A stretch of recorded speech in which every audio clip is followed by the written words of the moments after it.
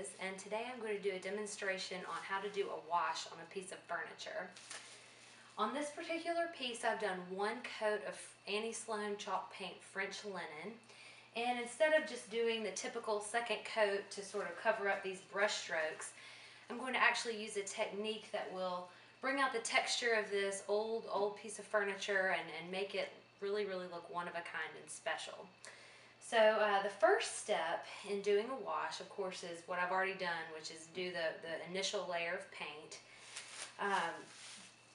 The next part involves mixing two colors. On this particular project, I chose Paris Gray and Old White. The ratio mixture can be whatever you decide. It could be 1 part to 1 part. In this case, I used 2 parts Old Gray and 1 part Old White.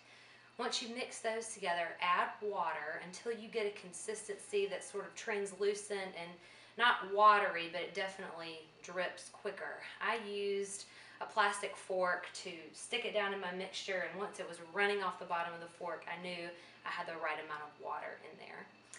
So the first step on creating a wash is to actually put a layer of clear wax down first. The wax acts as a resist that will allow the wash layer not to completely absorb into the paint that's already there. So what I'm going to do is use my wax brush and a little bit of clear wax. One of the most important things about doing a wash is to work in a very small space. On a very small space at one time. You don't want to try to do this whole huge panel at once. So what I'm going to do is start with the upper part right here and just work a little bit of clear wax in. Get that to a consistency that I like. And I'm barely putting any on the end of my brush. I'm just lightly touching it in and rubbing it on in there. You can use a lint-free cloth to kind of go over the part with the wax just to remove any little bubbles or debris or anything like that. Let's see. Then the next part is to take your mixture of paint. In this case, I just added some Old White into this can with the water. So it's a much thinner than a regular chalk paint. Now, I'm going to just brush on a little bit here. You could, certainly cover the whole thing very, darkly, but I kind of like just brushing a little bit on like this. Just have fun with it, whatever feels good to you, and then immediately grab a lint-free cloth and wipe what you just put on off. So it really leaves this light, textured look where you can still see some of the French linen through, but it gives it this very antiqued texture.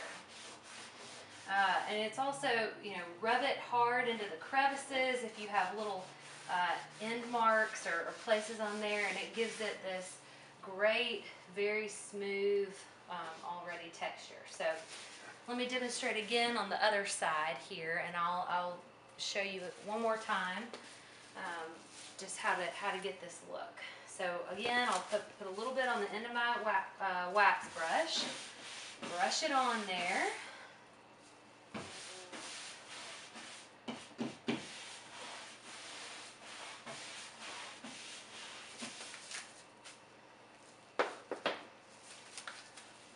Lightly go over that just to make sure there's no big hunks of wax hanging there. Then I'll lightly dab my paintbrush in this texture and just exactly what you would think the motions of a wash would be. Just sort of light and effortless on there. Sometimes I'll put a little bit more up if there's like a crevice area that I know I want to rub into. And then take your lint-free cloth and just rub it all in. So each little area is going to look a little bit different. Don't be afraid of that. Again, remember that chalk paint is not meant to look solid or like the piece of furniture came from a box store. It's meant to look different, textured, and unique. So you can see the big difference right here between the solid color and then the part with the wash. And done over a whole piece, it really has a beautiful effect and gives the piece a one-of-a-kind look.